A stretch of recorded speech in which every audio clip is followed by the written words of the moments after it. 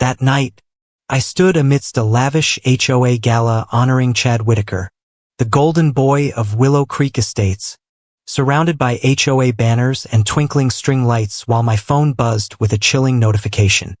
A new community improvement loan for $180,000 had just been approved in my name.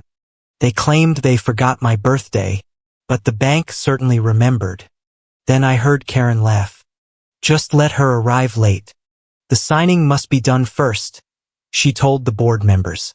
My name is Karen Whitaker, and today I turned the community into my personal piggy bank. I stood at the base of the limestone steps leading up to the grand clubhouse in Willow Creek Estates, a sprawling architectural beast perched in the hills of suburban Texas. The late afternoon sun was relentless, baking the pavement and making the air shimmer with a dry, suffocating heat.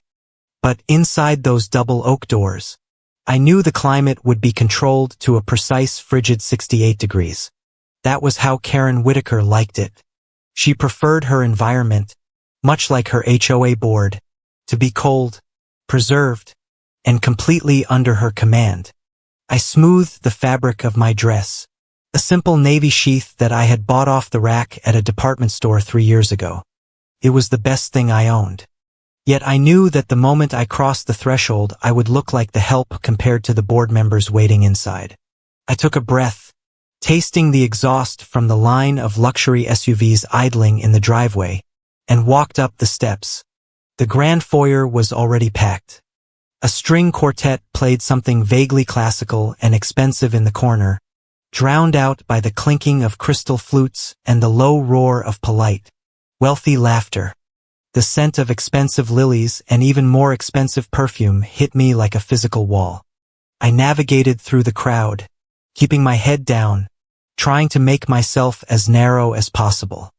I was an expert at being invisible in this neighborhood. Then I saw it suspended across the vaulted ceiling of the great room, glittering under the light of a chandelier that cost more than my annual HOA dues. A massive banner. The letters were woven in gold silk, shimmering against a backdrop of royal blue velvet. Happy 32nd birthday, Chad. I stopped dead in my tracks. My chest tightened, a familiar dull ache that I had grown used to over the last decade. Today was October 15th, my birthday. It was also technically the birthday celebration for Chad Whitaker, Karen's son and the board treasurer. We shared the date, but we did not share the day for 10 years. Ever since I bought my little house in Willow Creek and Karen took over the HOA with her iron fist, the 15th of October had ceased to be about Vivian Hayes. It had become a national holiday for Chad. I remembered my 25th birthday. I had come home from my freelance graphic design job, excited to share a cake I had baked myself, only to find a violation notice on my door because my lawn was 0.2 inches too tall. The house was empty because they had taken Chad to a board retreat in Paris for the weekend. I remembered my 30th, a milestone I spent eating a microwave dinner alone in my kitchen, while the HOA Facebook page showed photos of Karen and Chad toasting on a yacht in Cabo. They always had an excuse. Oh, Vivian, we thought you were working late on that deadline. Oh, Vivian, it slipped our minds with all the planning for the annual gala. Oh, Vivian, you know Chad needs this networking opportunity for the board. They forgot. That was the narrative. They were just too busy, too important, too wrapped up in the Whitaker legacy to remember the resident who didn't kiss the HOA ring. I looked at the banner again. Chad was turning 32 today. The golden boy, the heir apparent to Karen's HOA throne now that the original founder was incapacitated. I watched him across the room, holding a scotch glass with the casual entitlement of a man who has never feared a consequence in his life. He was laughing at something a city councilman was saying, his head thrown back, his teeth white and perfect. I was about to turn around and leave. I had done my duty. I had shown my face. I could go back to my car, drive to the 24-hour diner on the highway, and order a slice of cherry pie. That was my tradition. But then my phone vibrated against my hip. It was a sharp, aggressive buzz, Not a text message. Not a call. It was the specific long vibration of a security alert. I pulled the phone from my clutch, shielding the screen from the prying eyes of a woman in a sequined gown who was passing by. I unlocked it. The brightness of the screen stung my eyes. It was an email from a credit monitoring service I had signed up for years ago and rarely checked. Alert. New credit inquiry and account opening. I frowned, tapping the notification. It took a moment to load on the spotty Wi-Fi. When the details populated, the blood drained from my face so fast I felt dizzy. Loan approved, community infrastructure. Principal amount, $180,000. Borrower, Vivian M. Hayes. Date, October 15th. Status, dispersed. I stared at the numbers. $180,000. My hands started to shake. I did not apply for a loan. I did not own a business that required capital expansion. I worked as a freelance graphic designer from my home office. I lived in a 3-bedroom house I could barely afford after the last special assessment. My credit score was decent, but it was fragile, protected by my own obsessive frugality. $180,000. The room seemed to tilt. The string quartet sounded like screeching tires. I looked up from the screen, my eyes darting around the room. This was a mistake. It had to be a mistake. Identity theft. A glitch in the bureau. But then I saw Karen. Karen Whitaker was standing near the entrance to the West Wing corridor. A glass of champagne in one hand, her other hand resting lightly on the arm of the head board member, Mr. Henderson. She looked radiant in emerald green, a color she wore because she knew it made her eyes look predatory. She wasn't looking at the guests. She was looking at her watch. I slipped my phone back into my bag. My heart was hammering against my ribs like a trapped bird. I needed to talk to her. I needed to tell her someone had stolen my identity. I began to weave through the crowd toward her. But before I could get close enough to call out, she turned and led Mr. Henderson into the quiet of the hallway, away from the noise of the party. Something in my gut, a primal instinct honed by years of walking on eggshells around her ridiculous rules about lawn height and mailbox color, told me to stop. Do not call out. Do not make a scene. Just listen. I moved to the edge of the hallway, pressing my back against the cool plaster of the wall, hidden by a large potted fern. Is everything prepared in the study? Karen's voice drifted out, low and sharp. The sweetness she used for the guests was gone, replaced by the steel she used for board business. Yes, madam, Mr. Henderson replied. The notary is waiting in the kitchen as you requested. He understands the need for discretion. Good, Karen said. Keep the guests occupied if anyone asks. Chad is taking a private call from the city investors. And put the files on the desk. The blue folder. Make sure the signature flags are already placed. And Ms. Hayes? The board member asked. My breath hitched. She will be here, Karen said. Her voice carried a terrifying certainty. She never misses a chance to play the martyr. Just wait for her to arrive. Once she is in the house, guide her to the study immediately. The signing must be done before the cake is cut. Very well, madam. Footsteps clicked away on the marble floor. I stood frozen in the shadow of the fern. The loan, the signing, the discretion. The pieces slammed together in my mind with the force of a car crash. They didn't just forget my birthday. They were banking on it. I waited until the hallway was clear. Then I stepped out. I didn't go back to the party. I walked silently down the corridor, past the portraits of past HOA presidents who looked down on me with painted disdain. I knew where the study was.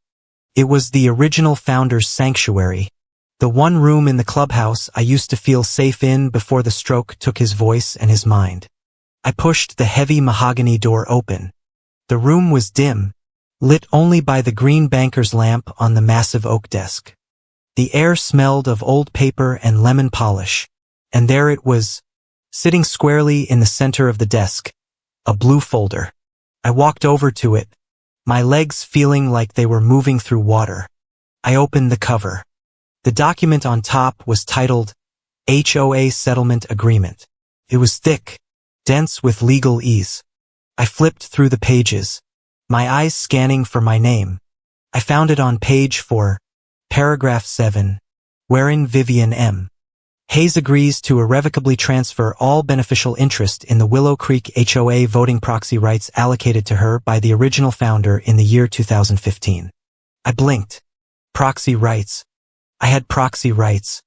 I had never been told I held any voting power. I didn't even know a special fund existed in my name. I turned the page. Underneath the settlement agreement was another document, a loan application. It was the paperwork for the $180,000. My eyes widened as I saw the signature at the bottom. It was my name. It was my handwriting, the loop of the V, the sharp cross of the T. It was perfect. But I had never seen this paper before in my life. "You're early." The voice came from the doorway. I jumped, spinning around. Chad was standing there. He had slipped into the room without me hearing. He closed the door behind him, the latch clicking with a sound that felt final. He wasn't smiling his city council charming smile anymore. He looked bored. He walked over to the sidebar and poured himself another drink, the ice clinking against the glass. "Happy birthday, Viv," he said, taking a sip. He gestured loosely to the papers on the desk. "I see you found your present. What is this, Chad?" My voice was trembling, but I forced it to steady. I held up the loan application. "What did you do?" "Oh, relax," Chad said, waving a hand dismissively. "It is just bridge financing. We needed a little liquidity to cover some overhead before the quarter closes. My credit is leveraged to the hilt with the new pool renovation, and Mom's assets are tied up in the conservatorship for the founder. You were the only clean slate left. You took out a loan in my name," I whispered. $180,000. That is a felony, Chad. "It is only a felony if you complain," he said, walking toward the desk. He set his drink down on a coaster. "But you won't, because you are going to sign that other document. The transfer and the HOA will pay off the loan as part of the acquisition costs. It is an accounting trick. Viv, don't hurt your head trying to understand the bylaws." He picked up a heavy fountain pen from the desk and held it out to me. "Just sign the transfer," he said. "Release the proxy rights. The loan gets paid off tomorrow. You walk away clean. We get the voting power we need to approve the next special assessment." "And if I don't?" I asked. The door opened again. Karen swept in. The temperature in the room seemed to drop 10 degrees. "Then you are responsible for the debt." "Darling," Karen said pleasantly, as if she were discussing the weather. She walked over to Chad and adjusted his lapel, picking off a microscopic piece of lint. "The loan is already in your name. The money has been wired to a vendor account we control. If you don't sign the proxy transfer, we won't release the funds to pay back the bank. You will be $180,000 in debt with no way to pay it. You will go bankrupt. You will lose that little house you love so much. Your credit will be ruined for 7 years." She turned to look at me. Her face was a mask of maternal concern, but her eyes were dead. "We are trying to help you, Vivian," she said. "We protected you from these burdens for years. The founder gave you those proxy rights a long time ago, but they are useless to you. They are non-voting in practice. They don't pay dividends. They are just paper. Chad needs them to secure the community's future." "You forged my signature," I said. It wasn't a question. "We expedited the process," Karen corrected, "because we knew you would want to help the neighborhood. You always want to help, don't you?" She took the pen from Chad and placed it in my hand. Her fingers were cold. "Sign it, Vivian," she commanded softly. The notary is waiting to stamp it. Then you can go out there, have a glass of champagne, and eat some cake.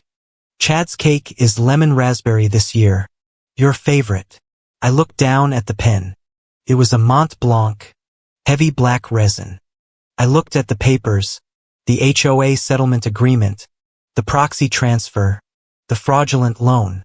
They had planned this perfectly. They waited for today. They waited for the one day of the year when I felt the most desperate for connection, the most pathetic, the most willing to take any crumb of neighborhood approval they threw at me. They thought I was weak. They thought I was the same little homeowner who used to cry because her HOA president forgot to send a birthday card. I looked at Chad. He was checking his reflection in the window, adjusting his hair. He didn't even consider me a threat. I was just a signature to him, a hurdle to be stepped over. I looked at Karen. She was watching me with that suffocating expectation, the look that said, "Do as you are told and maybe I will waive your next fine." I gripped the pen. I lowered my head, letting my shoulders slump. I needed them to see what they expected to see. The defeated resident. "If I sign," I said, my voice barely a whisper. "If I sign, what do I get?" Chad scoffed. "You get to leave without a debt that will crush you. Consider it a birthday gift." "That is not what she means, Chad," Karen said. She stepped closer, her perfume clouding my senses. She put a hand on my shoulder. Felt heavy, like a shackle. "You get peace. Vivian," Karen said sweetly. "You get to go back to your quiet life. You don't have to worry about board meetings or special assessments or lawsuits. You get to be free of all this responsibility. You need peace. You were never built for this world. Honey, you were never built for this world." The words echoed in my head. She was right. I wasn't built for their world. Their world was built on lies, on theft, on the cannibalization of their own residents. But she was wrong about one thing. She thought I wanted peace. I looked down at the signature line. Vivian M. Hayes. I didn't want peace. Not anymore. I uncapped the pen. I leaned over the desk. "Okay," I said softly. "I'll sign." I pressed the nib to the paper, but I didn't sign my name. Not yet. I made a small mark, a tiny scratch of ink that looked like an accidental slip of the hand. Right on the edge of the signature block. A mark that would be imperceptible to them, but glaringly obvious to a forensic document examiner. Then, I signed. I made my signature slightly shaky, slightly off-axis. The signature of a woman under duress. "Good girl," Karen breathed. She snatched the paper away the second I lifted the pen. "See, was that so hard, Mr. Henderson?" she called out. The board member appeared instantly. "Take these to the notary in the kitchen. Tell him to seal them immediately." Chad clapped me on the back. It was a hard, patronizing slap. "Thanks, Viv. You really saved the day.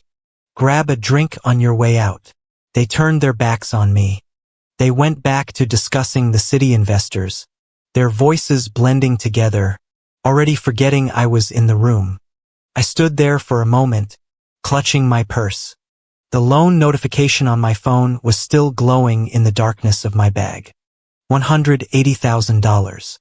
I turned and walked out of the study. I walked back down the corridor, past the party, past the gold banner that screamed, "Happy birthday, Chad." I stepped out into the humid Texas night. The valet brought my car around. A 10-year-old sedan that squeaked when it braked. As I sat in the driver's seat, I looked back at the clubhouse. It was glowing like a lantern on the hill. Beautiful, majestic, rotten to the core. They thought they had won. They thought they had tied up the loose end. They thought that by choosing my birthday for their crime, they had caught me at my most vulnerable. I put the car in gear. They didn't forget my birthday. They chose it because they thought on this day I would be too weak to fight back. I looked into the rearview mirror. My eyes weren't wet. They were dry. They were clear. I reached into the glove compartment and pulled out a small notebook. I opened it to a fresh page and wrote down one thing. October 15th. The day the interest starts accruing. They forgot one thing about me. I am my mother's daughter, too. And I know how to hold a grudge until it pays out. I drove away, leaving the lights of the gala behind me in the dust. The trap was set. They had just walked right into it. I drove until the lights of the Whitaker clubhouse were nothing more than a blurred constellation in my rearview mirror. I did not go home. My house was too quiet, and silence is dangerous when your mind is racing at 100 miles an hour. Instead, I pulled into the empty parking lot of a 24-hour pharmacy, killed the engine, and let the darkness settle around me. This was part of the ritual. The location changed. Sometimes it was a park overlooking the river, sometimes a diner with flickering neon signs, but the essence remained the same. For the last decade, my birthday had been a study in solitude. I closed my eyes and pictured the ghost of birthdays past.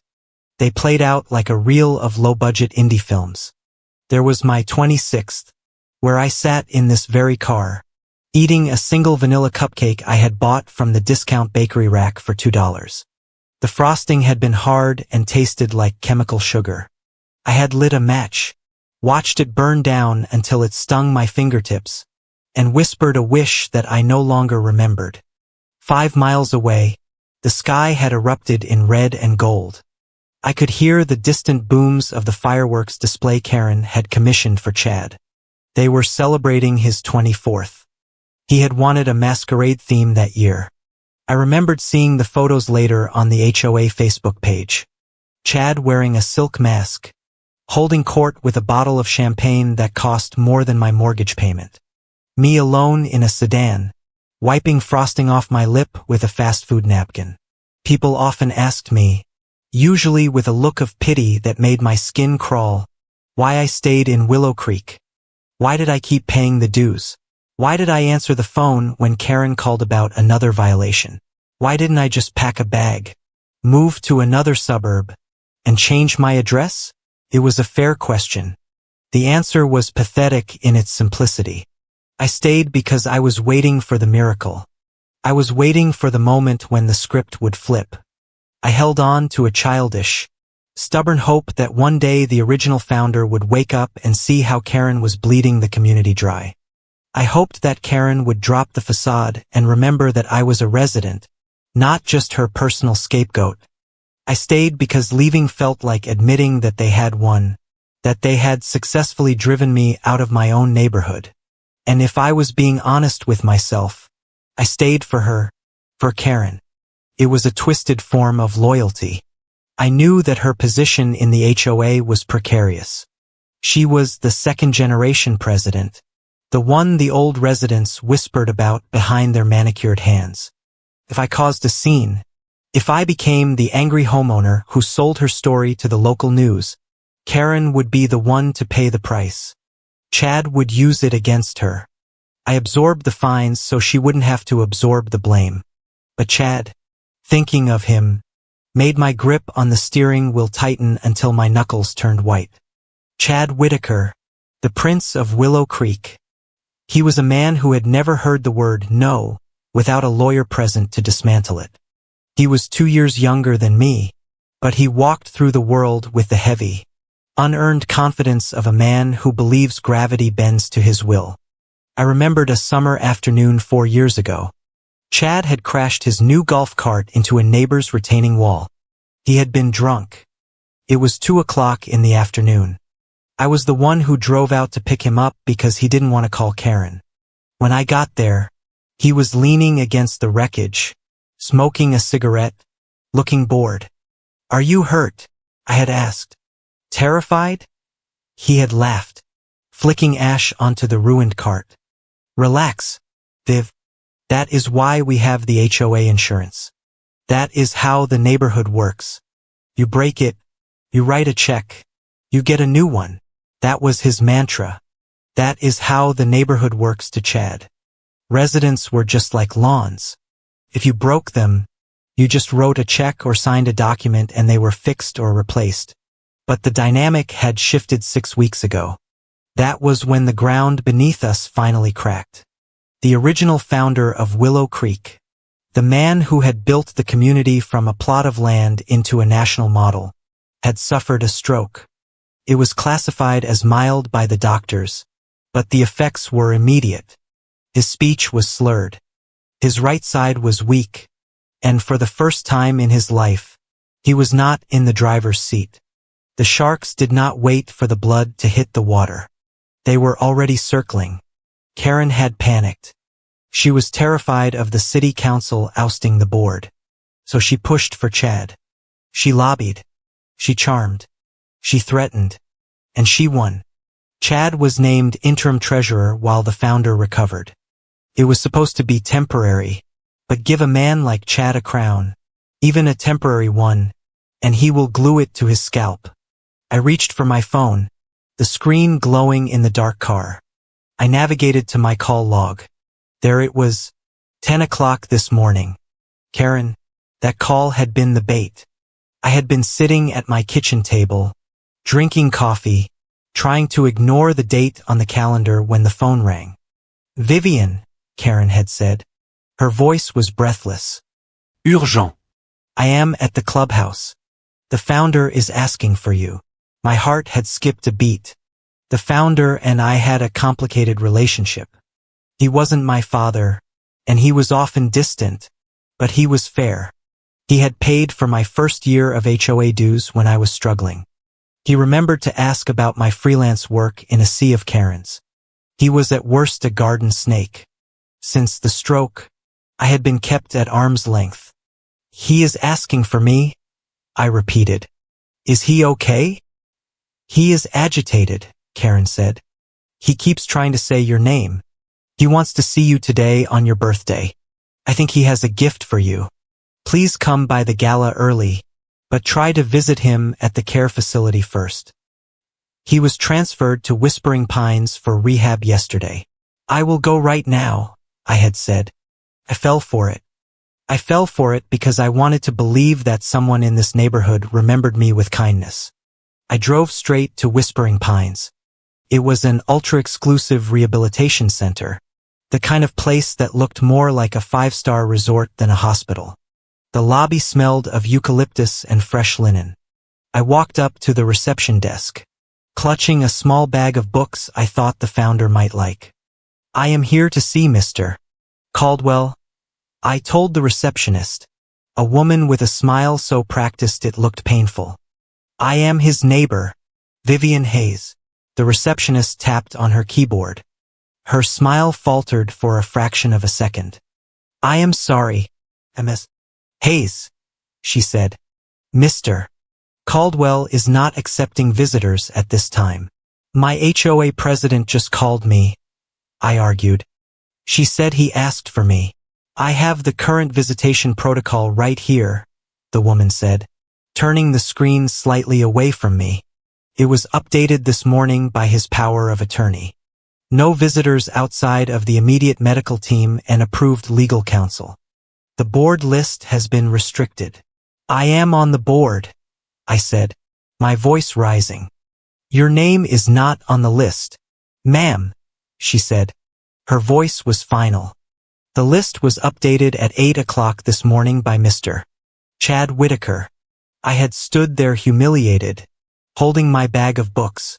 Chad had blocked me. Karen had sent me on a fool's errand. But why? At the time, I thought it was just cruelty.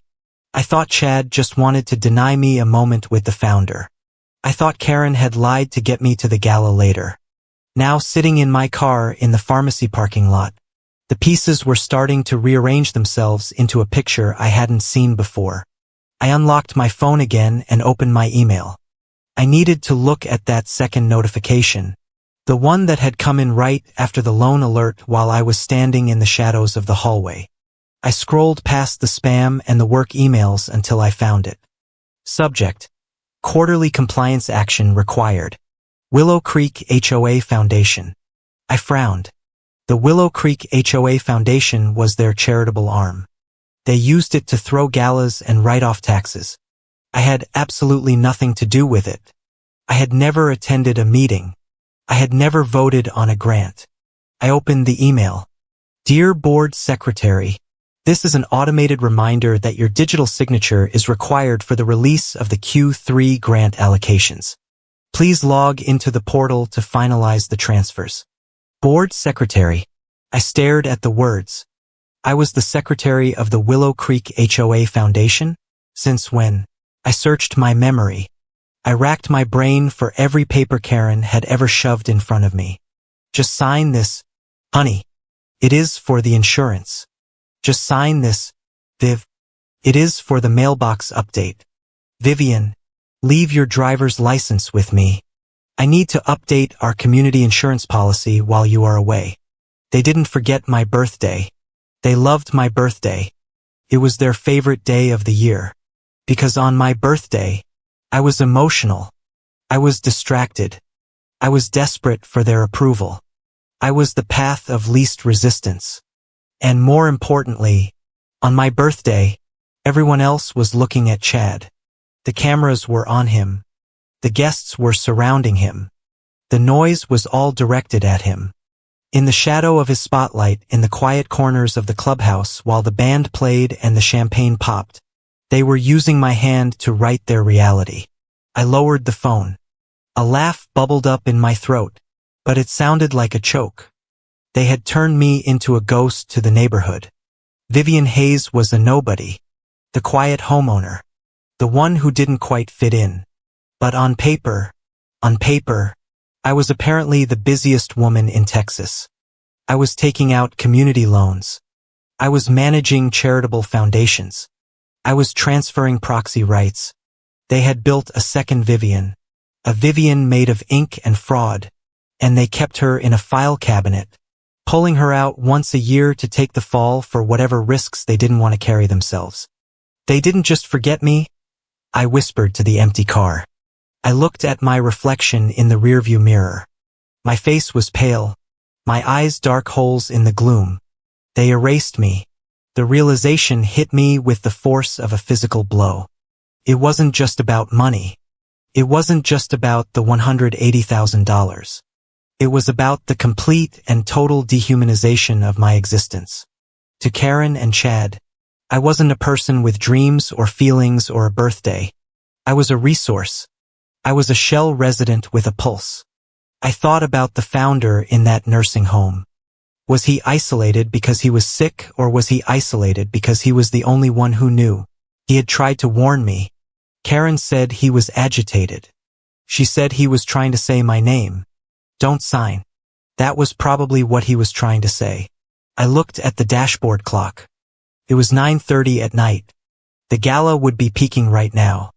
Chad would be cutting the lemon raspberry cake. Karen would be making a toast about community values. I reached into the back seat and pulled out the grocery bag I had bought earlier that day before everything fell apart. Inside was a small 4-inch chocolate cake from the supermarket bakery. I opened the plastic container. The frosting was smashed against the lid. I didn't have a candle. I stuck my finger into the frosting and took a swipe. Tasted like vegetable oil and cheap cocoa. Happy birthday, Vivian, I said. My voice was steady, cold. They had spent 10 years turning my birthday into a crime scene. They thought this year would be the same. They thought I would go home, cry into my pillow, and wait for next year. But they had made a mistake. They had forgotten that ghosts are the hardest things to kill. And when you force someone to live in the shadows for long enough, they learn how to see in the dark. I started the car. I wasn't going home to sleep. I had work to do. If they wanted to play games with paperwork, they were about to learn that I was the one who held the pen. They had turned the day I was born into the day I disappeared. But tomorrow was going to be the day I finally showed up. I pulled my car out of the pharmacy lot and turned away from the highway, heading toward the older tree-lined streets of the original section of Willow Creek. My hands were steady on the wheel, but my mind was vibrating with a frequency I had never felt before. It was the hum of adrenaline, The cold clarity that comes after the initial wave of shock recedes. I had one destination in mind. There was only one person in Willow Creek who knew the HOA finances as intimately as they knew their own secrets. And more importantly, she was the only person who had ever looked at me without seeing a nuisance. Loretta Hale. Loretta was 71 years old, a retired senior HOA treasurer who had managed the dues of half the old money families in Texas before she cashed out. She had been best friends with the founder's wife, my step-grandmother figure, and she had always possessed a sharp, unsentimental kindness that terrified Karen. Her house was a mid-century bungalow hidden behind a wall of overgrown jasmine. The lights were still on. I checked the time. It was nearly 10:30. Loretta was a night owl, a habit she had picked up from 40 years of reading bylaws while the rest of the neighborhood slept. I knocked on the solid oak door. A moment later, the porch light flicked on and the door swung open. Loretta stood there wrapped in a cashmere cardigan, holding a glass of red wine. Her silver hair was cut in a sharp bob, and her eyes, magnified by thick tortoiseshell glasses, narrowed as she looked at me. "Vivian," she said, her voice gravelly and warm. She didn't ask why I was there. She didn't ask why I looked like I had just escaped a crime scene. She simply stepped back and opened the door wider. "You're late. I expected you 2 hours ago." I stepped inside, the scent of old books and expensive candles wrapping around me. "You expected me. I saw the alert on the legacy server this morning," Loretta said, walking toward her living room. She gestured for me to sit on the leather sofa. "I may be retired, Vivian, but I still have my keys to the kingdom. I still consult for the bank that holds the Willow Creek HOA Foundation accounts. And when I saw a compliance flag pop up with your name on it, I knew it was only a matter of time before you showed up on my doorstep." She sat down opposite me and placed a laptop on the coffee table. She spun it around so I could see the screen. "Happy birthday, by the way," she said dryly. I assumed the gala was the usual display of narcissism. "It was," I said, leaning forward to look at the screen. "Loretta, what am I looking at?" "You are looking at the reason you are going to need a very expensive lawyer," she said. The screen displayed a spreadsheet. It was a ledger for the Willow Creek HOA Foundation. Rows and rows of numbers. "The foundation is supposed to be a charitable vehicle," Loretta explained, her finger tracing a line on the screen. "Tax-exempt status, strict oversight. But 3 days ago, the internal audit system flagged a series of transactions as high risk." "Do you know why?" I shook my head. "Because the authorizing officer for these transactions was listed as Vivian M. Hayes, board secretary." I felt the blood drain from my face again. The same sensation I had felt at the gala. "I am not the board secretary, Loretta. I didn't even know I was on the board." "I know that," Loretta said sharply. "And you know that, but the IRS doesn't know that. According to the minutes filed 2 years ago, you were voted in. Your digital signature has been approving grants every quarter since then." She clicked a folder, opening a scanned document. There it was again, my signature identical to the one on the loan application I had seen earlier. "They are using me," I whispered. "They are doing more than using you, honey," Loretta said. "They are washing money through you." She typed a few keys and brought up a new window. It showed a list of vendors, companies that the foundation had paid for services. "Look at these names," she said. "Luminous Event Planning, Apex Consulting Group, Terra Firma Logistics. They sound impressive, don't they?" The foundation paid these 3 companies a combined total of $400,000 over the last 18 months for consulting fees and logistical support. "So?" I asked. "They throw big galas. Chad loves galas." "Vivian, look closer," Loretta commanded. I squinted at the addresses listed for the companies. Luminous Event Planning, 1402 Willow Creek Drive, Suite 404. Apex Consulting Group, 1402 Willow Creek Drive, Suite 404. Terra Firma Logistics, 1402 Willow Creek Drive, Suite 404. They are all the same address, I said. And do you know what is at 1402 Willow Creek Drive? Loretta asked. It is a strip mall next to a dry cleaner. Suite 404 is a private mailbox rental store. I had a friend drive by this afternoon. These companies don't exist. Vivian, they are shell vendors, ghost ships. The realization hit me with a sickening thud. They are taking money out of the community fund, paying it to themselves through these fake companies, and using my signature to approve the payments. Correct, Loretta said. It is classic embezzlement. But here is the thing. They are getting sloppy. Usually Karen is meticulous, but lately the amounts are getting larger. The frequency is increasing. It is desperate. They are looting the ship before it sinks. And they are making sure that when the auditors finally come knocking, the person holding the pen is you. I sat back, feeling like the air had been sucked out of the room. It wasn't just the loan.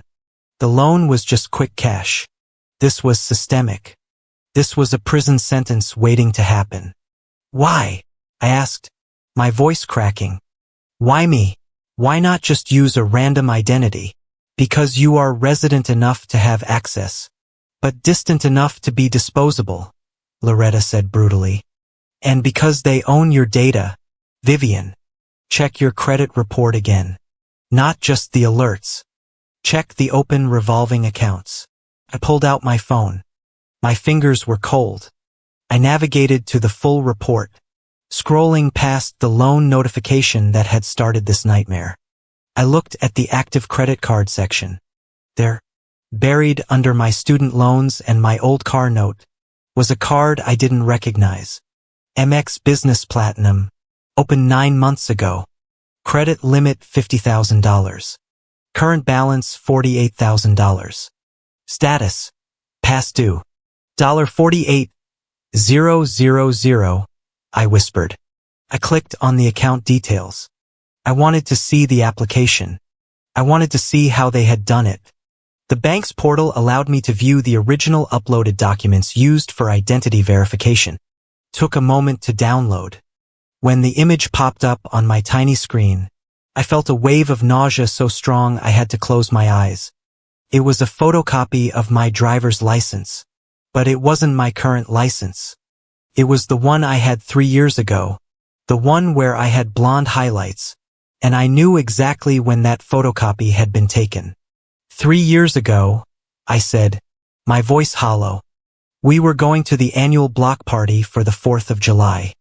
Karen said she wanted to keep all our IDs in the master safe so we wouldn't lose them while we were setting up the community fireworks. She kept my wallet for the whole week. I looked up at Loretta. She didn't just keep it safe. She copied it. She scanned everything. The memory was so vivid it hurt. I remembered feeling grateful at the time. I remembered thinking, wow, Karen is really looking out for the neighborhood. I had handed over my identity with a smile, thanking her for being so thoughtful. She has been planning this for years, I said. She has been stockpiling my identity like ammunition. She is a survivalist. Vivian, Loretta said, taking a sip of her wine. And in her world, survival means having a fall guy. She knew the founder's health was declining. She knew Chad wasn't capable of running the board legitimately. She needed an escape hatch. You are the escape hatch. I stood up and paced the small living room. The betrayal was no longer a sharp knife. It was a heavy, suffocating blanket. Covered everything. Every happy birthday text. Every community dinner. Every moment of kindness over the last decade had been a lie. They were just maintaining the asset. They were just keeping the livestock healthy until slaughter. I need to go to the police, I said. No, Loretta said sharply. You go to the police now and you are walking into an interrogation room with a target on your back. You signed those papers tonight, didn't you? The ones at the gala. I stopped pacing. Yes. But I signed them under duress. Can you prove that? Loretta asked. Or will it look like a guilty woman trying to cover her tracks after realizing the audit was coming? Karen has better lawyers than the police department has investigators. If you go in there unprepared, she will spin a story that you were the mastermind, that you took advantage of the sick founder and your trusting neighbor. She will have emails, texts, and witness statements from her board painting you as unstable and greedy. So what do? I asked. I can't just let them ruin me. No, Loretta said. She stood up and walked over to a bookshelf. She pulled out a thick leather binder. You don't let them ruin you. You ruin them. But you don't do it with emotions, Vivian. You don't do it with tears. You do it with paper. She handed me a business card. It was heavy cream-colored cardstock. Miles Keaton, forensic accounting, corporate litigation. Miles is the best in the state, Loretta said. He hates the Whitakers. The founder screwed him on a land deal 20 years ago. He has been waiting for an excuse to look inside their books for 2 decades. Is he expensive? I asked, thinking of my bank account, which held less than $3,000. He is very expensive, Loretta said. But I have already called him. He is taking the case on contingency. He wants the kill, not the hourly rate. She pointed to the door. He is waiting at his office downtown. Go to him. Take everything you have. The emails, the screenshots, the loan number. Tell him everything. I looked at the card, then back at Loretta. Why are you helping me? You were friends with the founder's wife. You are part of their circle. Loretta's expression softened just for a fraction of a second. The founder's wife was a good woman. She knew what Karen was the moment she met her. She told me once, that woman will eat her own residence if she gets hungry enough. I didn't believe her then. I believe her now. She reached out and squeezed my hand. Her grip was iron strong. Go, she said. And Vivian, stop acting like the victim. Victims get pity. You need power. I left Loretta's house with the business card burning a hole in my pocket. The drive downtown felt different. I wasn't driving away from something anymore. I was driving toward a weapon. Miles Keaton's office was in a glass high-rise that overlooked the river. The lobby was empty, but the security guard had my name on a list. I took the elevator to the 35th floor. The office was stark, modern, and intimidating. Miles Keaton was waiting for me in a conference room that seemed to float above the city lights. He was a man in his 50s with salt and pepper hair and eyes that looked like they could scan a barcode from across the room. He didn't offer me a drink. He didn't offer me sympathy. He pointed to the chair opposite him. Loretta briefed me, he said. His voice was a low baritone, devoid of wasted syllables.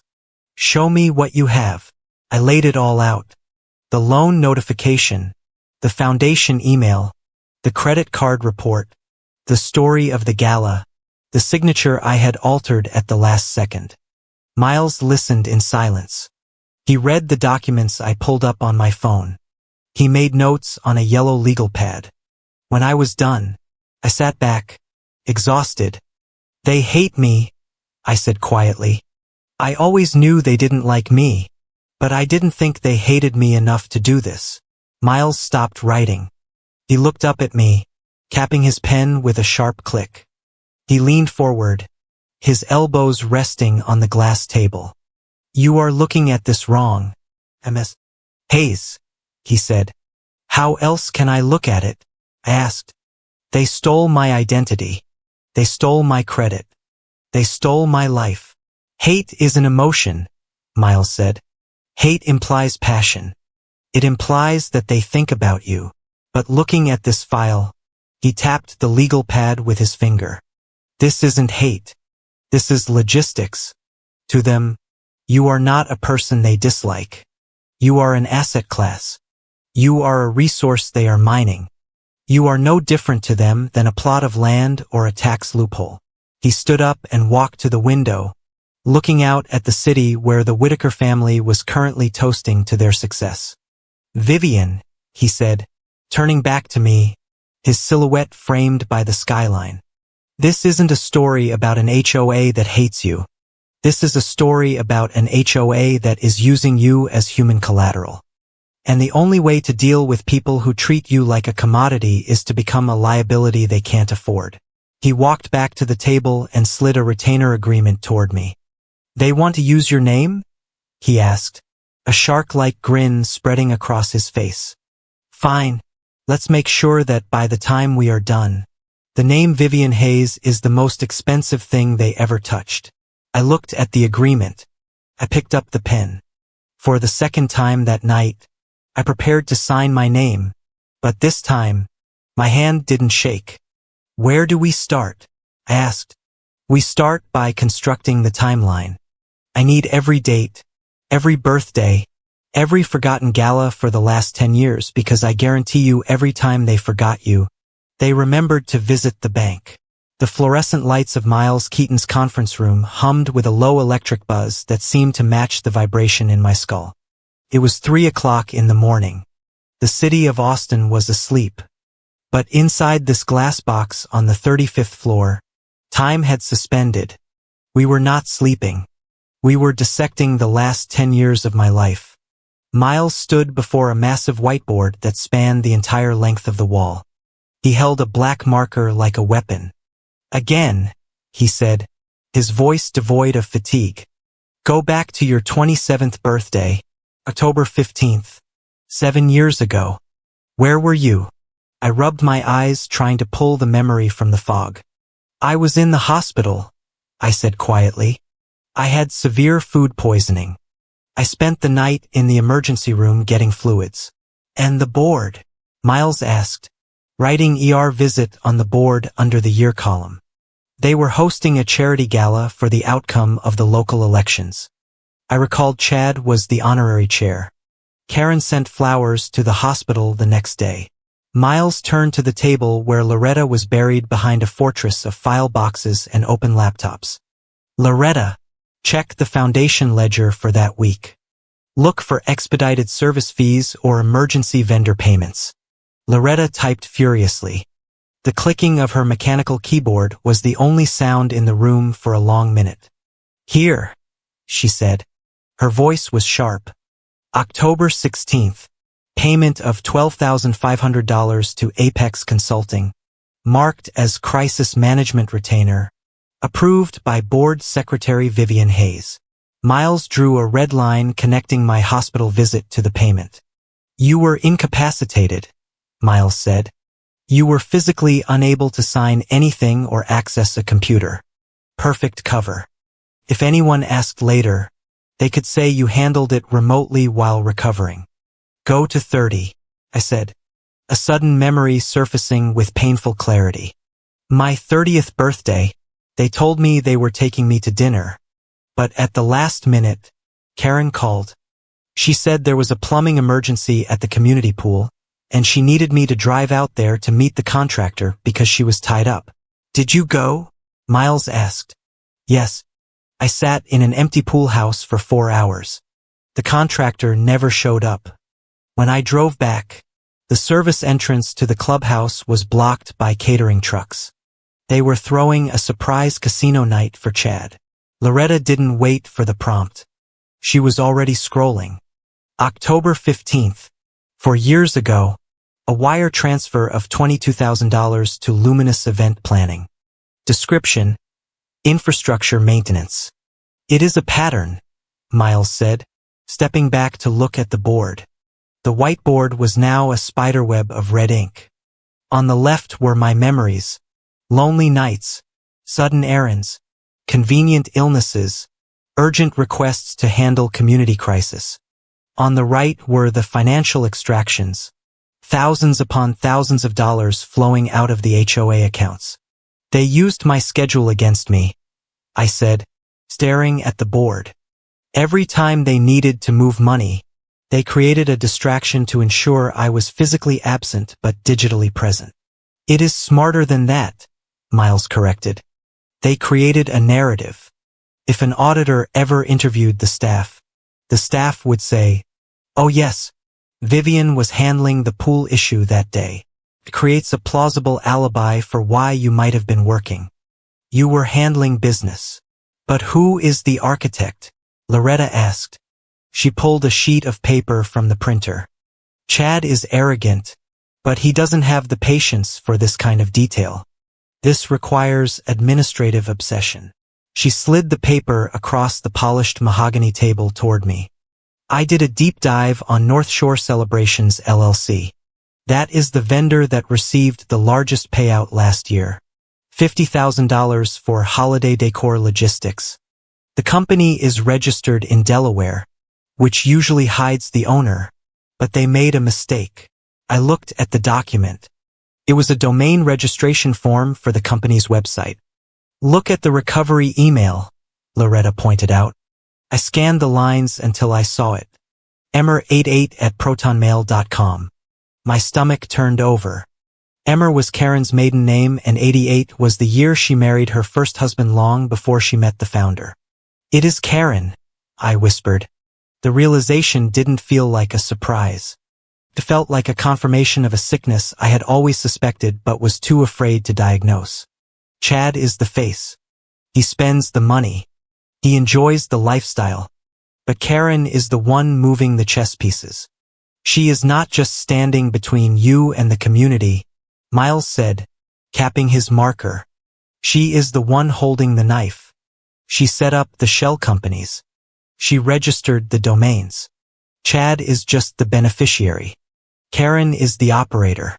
I felt a sudden violent urge to throw up. All those years she told me she was trying to keep the peace. All those times she whispered that Chad was difficult and I just needed to be patient. She wasn't protecting me from Chad. She was managing me for Chad. "We have the timeline," Miles said, breaking my spiral. "We have the fraudulent vendors. We have the link to Karen. But it is not enough." "Not enough?" I asked, my voice rising. "Miles, they stole $500,000 using my name. And they have a digital paper trail spanning 10 years that says you authorized every cent of it," Miles countered. "If we take this to a civil court, it becomes a messy neighborhood dispute. They will say you are a disgruntled resident who went rogue. They will say you set up North Shore Celebrations yourself to embezzle money and now you are trying to frame your HOA president. So we need criminal charges," Loretta said. Miles nodded. He picked up his phone. "I am calling the Attorney General's office, specifically the Financial Crimes Division. I have a contact there who owes me a favor." An hour later, the sun was beginning to bleed gray light through the windows. The door to the conference room opened and a woman walked in. She looked like she had been awake for as long as we had, but she wore her fatigue like armor. She was dressed in a sharp charcoal suit, her hair pulled back in a severe bun. "Vivian, this is Special Agent Tessa Carver," Miles said. Tessa didn't smile. She didn't offer a handshake. She walked straight to the whiteboard and studied the web of red lines for a full minute. Then she turned to me. Her eyes were piercing, assessing me not as a victim, but as a potential witness or a suspect. "Miles says you are the key," Tessa said. Her voice was dry and professional. "I am," I said. "This is clean work," Tessa said, gesturing to the documents Loretta had spread out. "The digital signatures are authenticated. The shell companies are blatant. The timeline matches every birthday distraction. We have enough for warrants. But we need one more thing to nail Karen personally. We need her to admit on record that she orchestrated the identity theft and that she used your birthday as the operational window. That confession turns this from a paper case into an airtight one." I nodded. "I know exactly how to get it." Tessa slid a small Bluetooth button across the table. "Wear this under your dress. One press and we record everything. We will have eyes on the wire. A transfer of $52 million has been queued from the foundation account to a shell bank in the Caymans. It is in pending status. It is waiting for the upload of the unanimous board consent form. That is what they need you to sign. If that form hits the server, the money vanishes. That was the price of the community. That was the price of the founder's legacy. And they were going to funnel it all through the charity to avoid taxes, leaving the HOA hollowed out and you holding the bag for the illegal transfer. Chad thought I was going to sign a transfer of proxy rights. He thought he was just buying me out. He didn't know that I knew the transaction was already staged in the banking system. If I signed that paper on the table, I wasn't just giving up my rights. I was pulling the trigger on a $52 million theft. I looked at the clock. It was almost time to head back. The gala was still going. They thought I had gone home defeated. They had no idea I was coming back armed. Miles stood up. We have the timeline. We have the audio setup. We have the freeze ready. Go back to the gala. Play the part. Let them think they won. Then flip the script on stage. When Karen admits it was her idea to forget your birthday for 10 years, press the button. That is the kill shot. I took the Bluetooth button and pinned it under the neckline of my dress. I'm ready. Loretta squeezed my hand one last time. Remember, Vivian, you are not the victim tonight. You are the storm. I drove back to the clubhouse with the sunrise painting the sky behind me.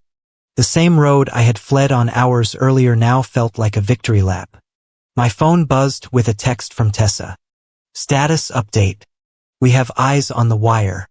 The $52 million transfer is still pending. It is waiting for the board consent form. Get her to admit ownership of the plan. We move in the second you press the button. I pulled into the valet line again. The same attendant who had brought my car around earlier looked surprised to see me return. Miss Hayes? I thought you left. I forgot something important, I said, forcing a smile. My birthday cake. He chuckled nervously and took my keys. I walked back up the steps. The same steps I had climbed with dread earlier. This time my shoulders were back. This time my head was high. The party noise hit me like a wave as I re-entered the foyer. The string quartet had switched to upbeat jazz. Chad was on the dance floor, spinning a councilwoman. Karen was holding court near the bar, laughing at something a banker was saying. They both spotted me at the same time. Their smiles froze for a split second, then melted into practiced warmth. Vivian, Karen called, waving me over like we were old friends.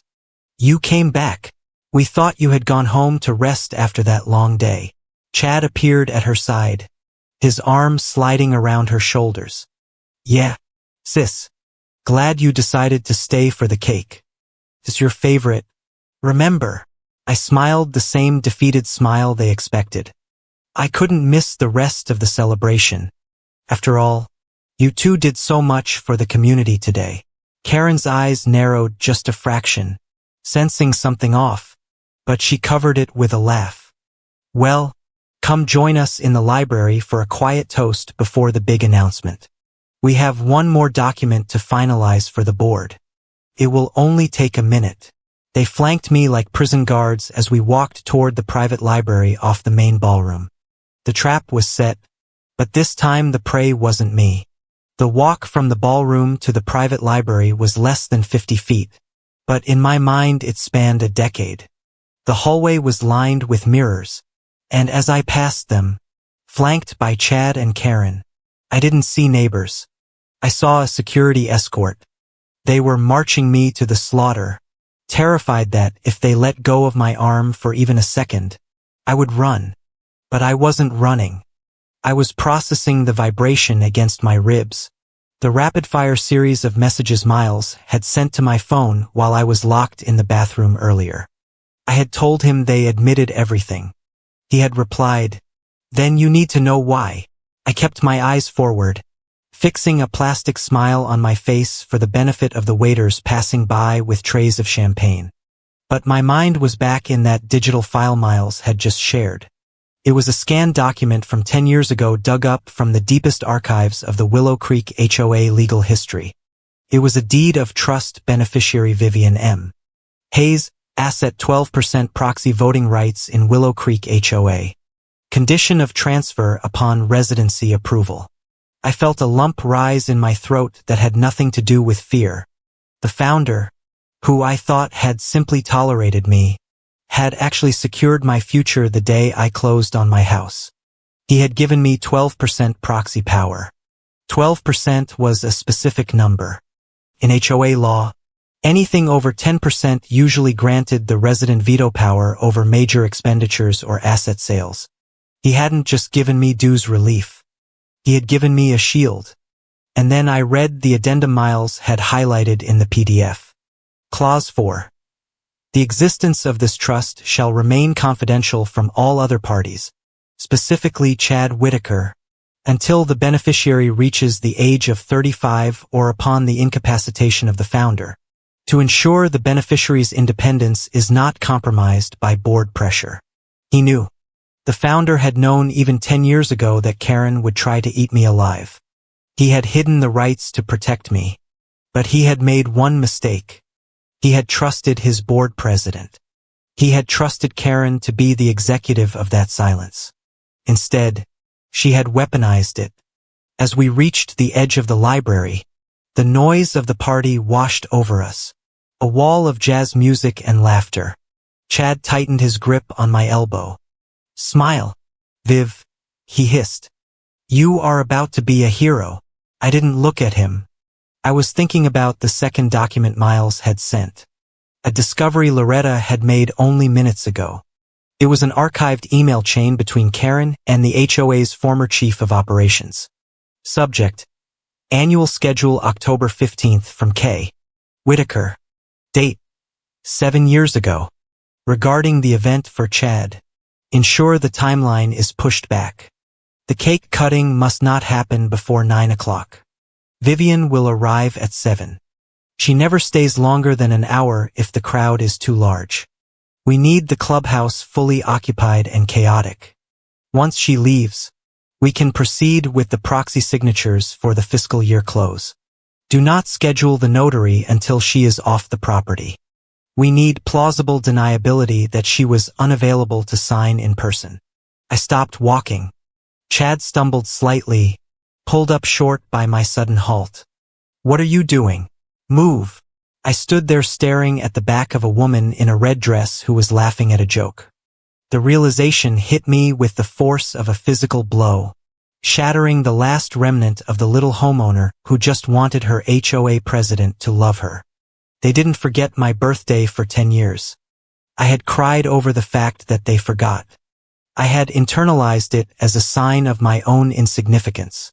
I thought I was so forgettable, so unlovable, that the date of my birth simply slipped their minds because Chad's celebration was more important. But it wasn't negligence. It was strategy. They needed my birthday. It was the linchpin of their entire fraud. They knew that on October 15th, I would come to the clubhouse desperate for connection. They knew I would feel out of place in the lavish gala for Chad. They knew I would leave early, heartbroken and alone. And that gap, that specific window of time between my departure and midnight was when they worked. They used my unavailability to justify signing on my behalf. Vivian was here, but she had to leave. She authorized us to handle this. My pain was their alibi. My heartbreak was their operational procedure.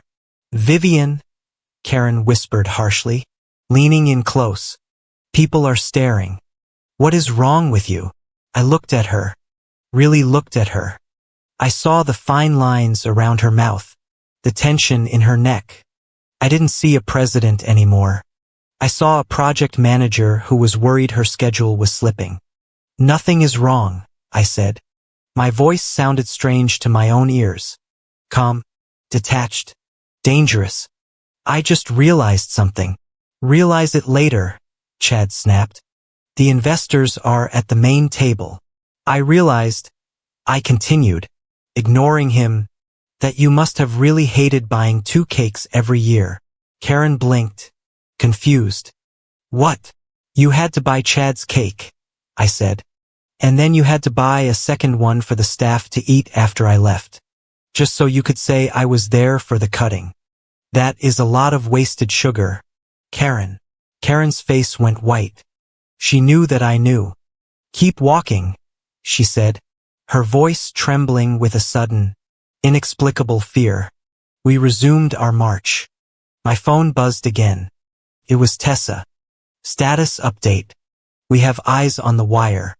A transfer of $52 million has been queued from the foundation account to a shell bank in the Caymans. It is in pending status. It is waiting for the upload of the unanimous board consent form. That is what they need you to sign. If that form hits the server, the money vanishes. $52 million. That was the price of the community. That was the price of the founder's legacy. And they were going to funnel it all through the charity to avoid taxes, leaving the HOA hollowed out and me holding the bag for the illegal transfer. Chad thought I was going to sign a transfer of proxy rights. He thought he was just buying me out. He didn't know that I knew the transaction was already staged in the banking system. If I signed that paper on the table, I wasn't just giving up my rights. I was pulling the trigger on a $52 million theft.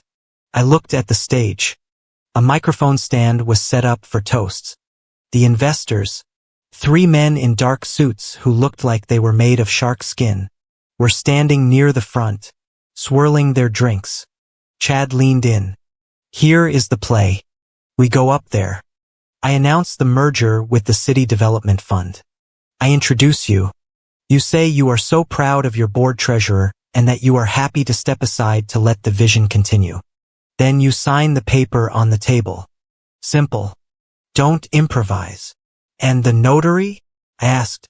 Darren is right there. Chad pointed to the side of the stage where the nervous little man was already setting up his stamp. Okay, I said. I understand the play. Good, Chad said. He patted my shoulder. It was meant to be reassuring, but it felt like a handler patting a show dog. Do this right, Viv, and you never have to worry about dues again. We reached the steps of the stage. The music died down as the band leader saw Chad approach. The room fell silent, hundreds of eyes turning toward us. I felt the heat of the spotlight. This was Chad's element. He thrived in this. He expanded, his chest puffing out, his smile dazzling. Ladies and gentlemen, Chad boomed, his voice projecting without the mic, though he reached for it anyway. Thank you all for coming tonight. I know we are celebrating another year of me. Polite laughter rippled through the room. But tonight is about more than a birthday. It is about the future. As you know, with the founder's health being what it is, we have had to make some hard decisions to ensure Willow Creek survives for another 100 years. He gestured to the 3 men in suits. We have found the perfect partners, and tonight we are making it official. He turned to me. The spotlight hit my face, blinding me for a second. But we couldn't do this without family, Chad said, his voice dripping with fake sincerity. My neighbor Vivian has been a silent partner in this journey. And though she prefers the quiet life, she wanted to be here tonight to give us her blessing. He held out his hand to me. Vivian. I stepped up to the microphone. I looked out at the sea of faces. I saw the wealthy neighbors who had ignored me for years. I saw the business rivals who were salivating over the acquisition. I saw the staff standing in the shadows, the only ones who knew the truth about my forgotten birthdays. And then I saw Miles. He was standing near the back by the entrance to the kitchen. He wasn't wearing a tuxedo. He was wearing his courtroom suit. He caught my eye and gave a nearly imperceptible nod. Don't scream. Just ask the question. I took a breath. The air in the room was stale, recycled, expensive. I looked at Chad. He was smiling, but his eyes were hard, daring me to go off script. I looked at Karen. She was gripping her clutch so hard her knuckles were white. I reached up and adjusted the microphone. I tapped it once. Thump. Thank you, Chad, I said. My voice was clear, steady. It is true. I usually prefer the quiet life. I usually prefer to stay in the background while you celebrate. I paused. The silence in the room deepened. But tonight is special, I continued, because tonight I learned something about tradition. You know, for 10 years, I thought our neighborhood had a tradition of forgetting my birthday. I thought it was just carelessness. Chad's smile faltered. He took a half step toward me. Vivian, the papers. But it wasn't carelessness, was it? I asked, turning to face him directly. The microphone picked up the shift in my tone. It wasn't a speech anymore. It was an interrogation. It was a system. You didn't forget October 15th. You banked on it. A murmur went through the crowd. Vivian, Karen said from the bottom of the steps. Her voice, a warning hiss. Get down here. I have a question. Chad, I said, ignoring her. Before I sign this paper that gives you my 12% proxy rights, I have one question. I pulled the folded document from the waistband of my dress where I had tucked the printout of the email Miles had sent. If this deal is so good for the community, I asked, my voice ringing out through the speakers, why is the $52 million purchase price being wired to a shell account in the Caymans right now? The room gasped. It was a collective intake of breath that sucked the oxygen out of the space. Chad froze. His face went from tan to ash gray in a second. That is confidential financial structuring. You don't know what you are talking about. I think I do, I said. Because I am the board secretary of the foundation, aren't I? Or at least someone using my name is. I turned to the three investors. They weren't swirling their drinks anymore. They were staring at Chad with the cold, predatory look of men who realize they have bought a lemon. Did you gentlemen know? I asked them. Did you know that the unanimous board consent you are waiting for relies on a signature from a woman who didn't know she held proxy rights until 20 minutes ago? Cut the mic, Chad screamed. He lunged for the sound technician at the side of the stage. But it was too late. The words were out. The poison was in the water. And one more thing, I said, my voice rising over the sudden commotion. I looked straight into the camera of the photo booth I had set up in the corner. The lens that I knew was feeding directly to Tessa Carver's laptop in the van outside. I am Vivian Hayes. I am the legal owner of 12% proxy rights in Willow Creek HOA. And as of this moment, I am exercising my right to veto this sale. I reached for the stack of papers on the table, the ones Chad had been so desperate for me to sign. I picked them up. Happy birthday, Chad, I said. And then, with hundreds of people watching, I ripped the signature page in half. The sound of the tearing paper was louder than any gunshot. Chad stood frozen, his hand halfway to the soundboard. Karen had collapsed into a chair, her face buried in her hands. I dropped the torn pieces of paper onto the stage. They fluttered down like confetti, the only confetti I would ever get.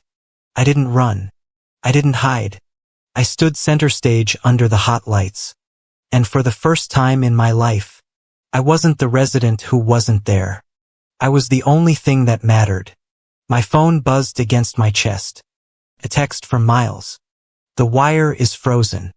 Tessa is moving in. I looked at my reflection in the glass of the teleprompter. I saw a woman in a navy dress alone, surrounded by enemies. But I didn't look weak. Vivian? I whispered to myself, my voice barely audible over the rising roar of the crowd. Today is your birthday, and it is the day they lose. The echo of my declaration about the Cayman Islands wire transfer was still bouncing off the ballroom walls. But the silence that followed was heavy, suffocating, and confused.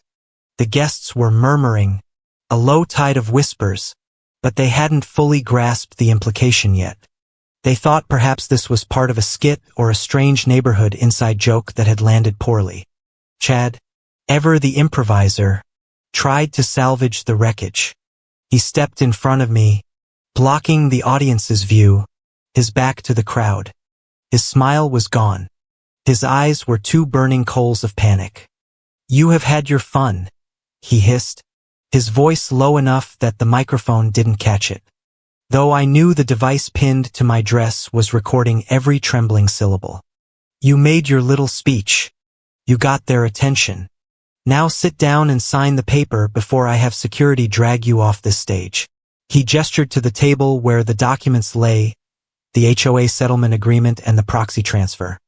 The notary Darren was sweating profusely, his hand hovering over his stamp like he was waiting for a signal to flee. Karen appeared at my other side. She didn't touch me this time. She looked at me with a mixture of fear and calculation, her mind likely racing through damage control scenarios. "Vivian," she said, her voice tight, "the investors are watching. Do not embarrass us. We can discuss the misunderstanding about the accounts later. Just finish the transaction." I looked at the table. I looked at the pen Chad had thrust toward me. The crowd was watching. The investors were watching. They were waiting for the signature that would release the $52 million. I picked up the pen. Chad's shoulders dropped an inch. He thought he had won. He thought my outburst was just a tantrum, a final flare of rebellion before submission. "Good," Chad breathed. "Right there, next to the yellow tab." I held the pen over the paper. The tip hovered millimeters above the line, but I didn't write. Instead, I looked up at him. "Before I sign," I said, my voice calm, amplified slightly by the microphone I had leaned back toward, "I want you to do something for me, Chad." "What?" he snapped, checking his watch. "We are losing the window. I want you to wish me a happy birthday," I said. Chad stared at me as if I were speaking a foreign language. "Are you serious?" "Dead serious," I said. "For 10 years, you have thrown a party on this night. For 10 years, there has been cake and champagne and music, but not once in a decade has anyone in this neighborhood said those words to me on this day. So if I am going to give you my proxy rights, if I am going to give you this community, I want to hear it just once." The table went silent. For half a second, the only sound was the hum of the air conditioning. Then from the back of the room, someone laughed. It was a nervous, jagged sound. Karen forced a laugh, too bright and brittle. "Oh, for heaven's sake, Vivian. Of course we just forgot in the rush of the deal. Happy birthday, darling. There. Now sign." "You forgot," I repeated. I nodded slowly. "That is the official line, isn't it? You forgot." I reached into my pocket and pulled out my phone. I unlocked it and tapped the screen, turning it so Chad and Karen could see. "This is a photo from 10 years ago," I said, swiping. "My 24th birthday. You are cutting a 3-tier cake. I am in the background holding a tray of appetizers because the caterer was short-staffed and you asked me to pitch in." I swiped again. "My 25th. You are in Paris. I am in the driveway watering the community plants." Swipe. "My 28th. You are on a yacht. I am at the office filing your tax extensions." Swipe. "My 32nd. Last year. You are standing right here on this stage and I am in the parking lot waiting for the valet to bring my car because you told me the community photo was over." I held the phone up to Chad's face. 10 years, Chad. 10 years of photos. And in every single one of them, there is a party. There is a cake. There is a celebration. But there is never a space for me. Chad knocked my hand away. The phone clattered onto the table. "Stop being dramatic," he growled. "Nobody cares about your pity party. This is business. Stop making a scene." "You are right," I said, my voice hardening. "This is business. So let's talk business." I leaned in closer, my eyes locking onto his. "If you forgot my birthday, Chad, if I am so invisible to you, then why did I get a notification last night that a community loan for $180,000 was approved in my name?" Karen gasped. She reached out as if to cover my mouth, then pulled back.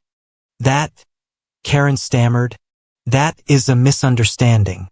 It is an administrative error." An administrative error? I asked. An error that required my social security number, my mother's maiden name, my previous address. I turned to the notary, Darren, who was now looking like he wanted to dissolve into the floor. And you, I said to him, did you notarize that loan application? Darren, did you see me sign it because I don't remember meeting you until 5 minutes ago? Darren opened his mouth, but no sound came out. It is standard practice, Chad interrupted, his voice rising, trying to drown me out. We needed bridge capital. Mom handled the paperwork. We were going to pay it off tonight. It is for your benefit, Vivian. We are trying to help you build credit. Help me, I asked. By forging my signature? We didn't forge it, Chad shouted. He was losing control. The veneer of the polished treasurer was cracking, revealing the spoiled child underneath. Mom signed it for you. She has your power of attorney. No, I said instantly. She doesn't. I revoked that power of attorney 4 years ago when I moved out. You know that, Chad. The legal department sent you the notice. Chad froze. He looked at Karen. Karen looked away. So, I said, letting the word hang in the air. If I didn't sign it and I didn't authorize it, then who opened that account? Karen stepped forward, her hands fluttering. Vivian, please, we can explain. I opened it. Yes, I did it. But I did it because we needed the liquidity quickly. If we had waited for you to come in, the rate lock would have expired. I used your old documents because the bank systems are slow. I was trying to be efficient. Efficient, I repeated.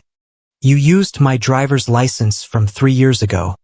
You used my old passport. You kept copies, didn't you? You told me you were keeping them safe. But you were just building a file. It was for the neighborhood, Karen hissed. And the foundation, I asked, pivoting to the kill shot. The $52 million sitting in the charity account right now. Who authorized that transfer? Chad?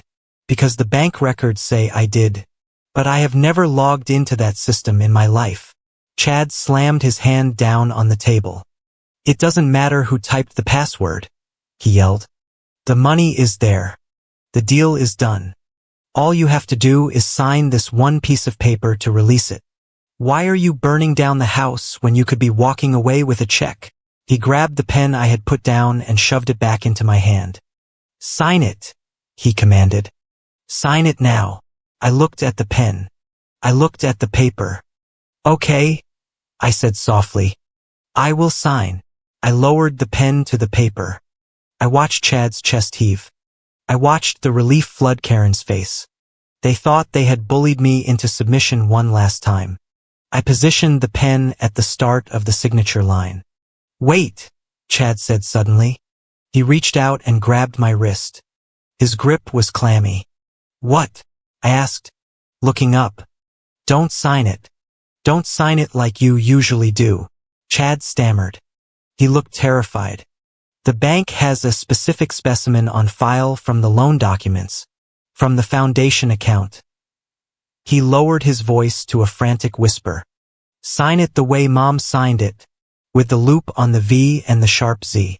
If the signatures don't match, the wire will get flagged for fraud review. I stared at him. He had just given me everything. He hadn't just admitted to the forgery. He had admitted that the forgery was the standard.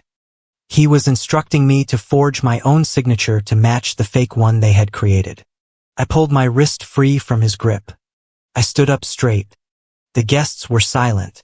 The investors were standing up. The air in the room was electric with the tension of a storm about to break. You want me to match the signature on the loan?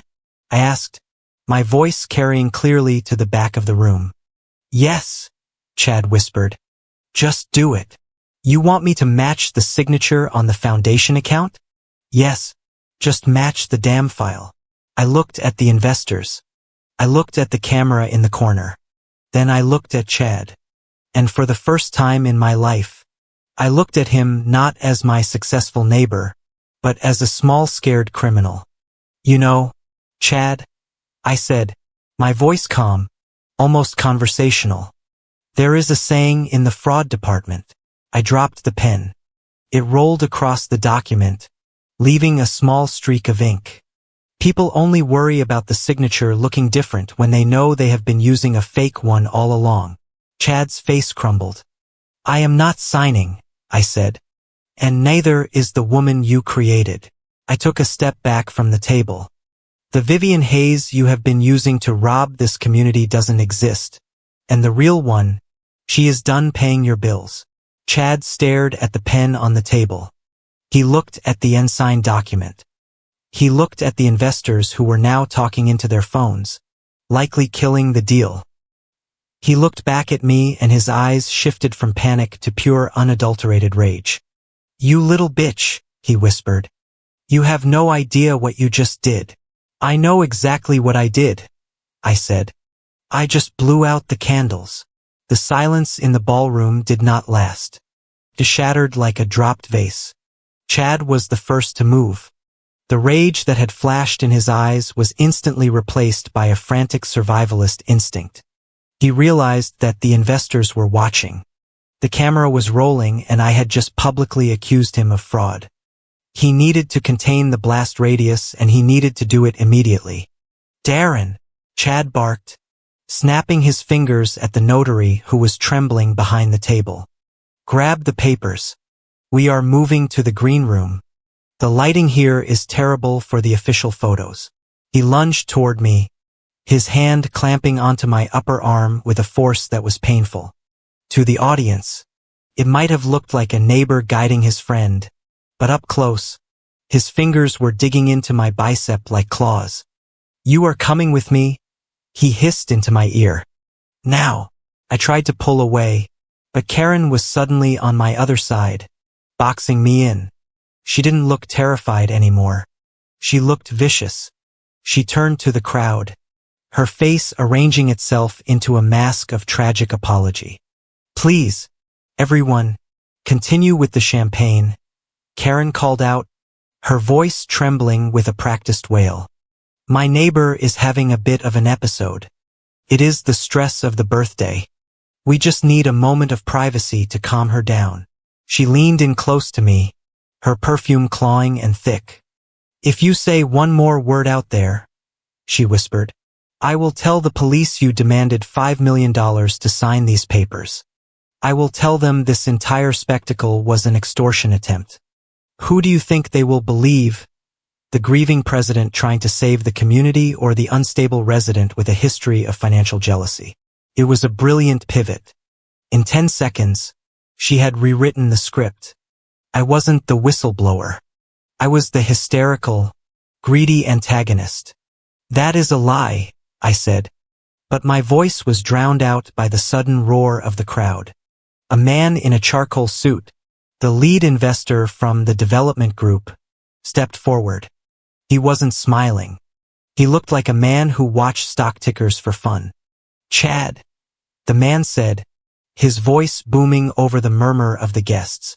We are not interested in neighborhood therapy. We have a wire deadline in 19 minutes. If that signature is not authenticated and the confirmation code sent by 8 o'clock, the deal is void and my legal team will be filing for breach of contract and damages by 8:01. The threat hung in the air like a guillotine blade. It will be done, Mr. Sterling, Chad shouted back, sweat visible on his forehead. Just a formality. She is signing now. He shoved me toward the side door that led to the green room, a small parlor usually reserved for musicians or private meetings. Darren, the notary, scurried after us, clutching his stamp like a holy relic. Chad kicked the door open and dragged me inside. He slammed it shut and locked it. The noise of the party was instantly muffled, replaced by the heavy silence of velvet curtains and panic. He spun on me.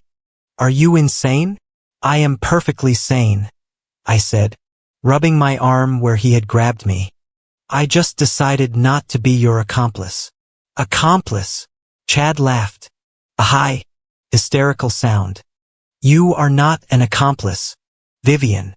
You are a nuisance. You are a speed bump. He began to pace the small room, running his hands through his hair, destroying his perfect coiffure. Listen to me, he said, stopping in front of me. Sterling isn't joking. If this deal falls through, the property values tank tomorrow. The creditors call in the loans. We lose everything. The clubhouse, the pool, the legacy, everything goes. Then maybe you shouldn't have built the legacy on theft, I said. It is not theft, Chad screamed. It is leverage. That is how the neighborhood works. You borrow from Peter to pay Paul until you own the bank. He took a deep breath, forcing himself to calm down. He adjusted his tie. He looked at me and his eyes changed. The anger receded, replaced by a desperate, wheedling negotiation tactic. Okay, Chad said. Okay, you want something. I get it. Everyone has a price. I misjudged you. I thought you wanted a birthday cake. Fine, I will give you better. He walked over to the sideboard and grabbed a piece of hotel stationery. He pulled a pen from his pocket. $1 million, Chad said, writing the number down. I will write you a personal promissory note right now. Cashable tomorrow morning. You sign the transfer. I give you $1 million. You can leave Willow Creek. Go to Paris. Go to hell for all I care. But you will be rich. I looked at the paper. $1 million. It was more money than I would make in 20 years of freelance design. You don't have $1 million, Chad, I said quietly. You are broke. That is why you are selling the community. You are trying to cash out before the house of cards collapses. I will have it once the wire clears, Chad insisted. $52 million, Vivian. There is enough for everyone. Don't be stupid. Take the cut. Why are you so desperate? I asked. I took a step closer to him. The microphone on my dress was burning a hole in my chest. I needed him to say it. I needed the specific confession Tessa had asked for. It is not just about the money, I said. You are terrified. I saw your face out there. You are not afraid of bankruptcy. You are afraid of something else. Chad looked at the door. He looked at the notary who was trying to make himself invisible in the corner. Then he looked back at me. His face crumbled.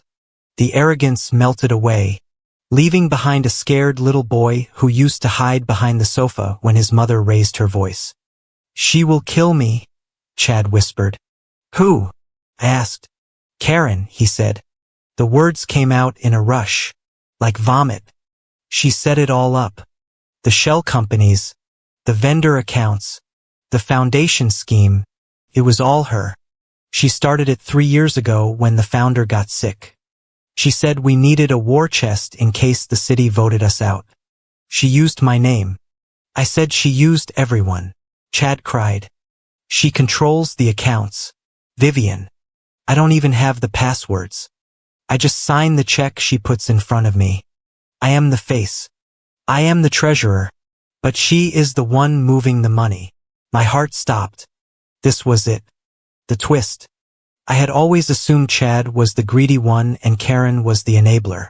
But it was the opposite. Chad was the puppet. Karen was the puppeteer. She had built a criminal empire inside her community, used her son as the figurehead, and used her neighbor as the scapegoat. She told me that if anything went wrong, Chad continued, his voice shaking, I would be the one to go to jail, because my signature is on the corporate filings and your signature is on the foundation approvals. She kept her name off everything. She is clean. So you were going to let me take the fall? I said. I didn't have a choice, Chad pleaded. She is my mother. She said she was protecting the neighborhood. She said if I just got you to sign tonight, we could disappear to the islands and fix the books later. He grabbed my hands. His palms were sweating. Help me, Viv. Please. If Sterling walks, the audit happens tomorrow. And if they look at the books, they will see the missing money. They will see the fake vendors. I will go to prison for 20 years. Do you want that? Do you want your neighbor in a cage? I looked at him. I felt a surge of pity, hot and sharp. He was pathetic. He was a 32-year-old man who was still afraid of his mother's disappointment. But pity is dangerous. Pity gets you killed. I don't want you in a cage, Chad, I said softly. Then sign, he begged. But I don't want to be in one either, I finished. Outside the door I heard a commotion. Karen's voice was rising, shrill and theatrical. She has been unstable for months, Karen was shouting, clearly addressing the crowd near the door. She threatened suicide if we didn't give her money. We are trying to de-escalate. She was setting the stage for my destruction. If I walked out there now without concrete proof, I would be the villain. She was turning the witnesses against me. I pulled my hand away from Chad. I am sorry, Chad, I said. But I am not signing. Chad's face hardened. The fear turned into something ugly. Then you leave me no choice, he said. He nodded to the notary. Darren, stamp the blank page. I will forge the rest later. Darren hesitated. Sir, I can't do it, Chad screamed. Or I will tell them you were part of the scheme from day one. Darren slammed the stamp down on the empty paper. Thud.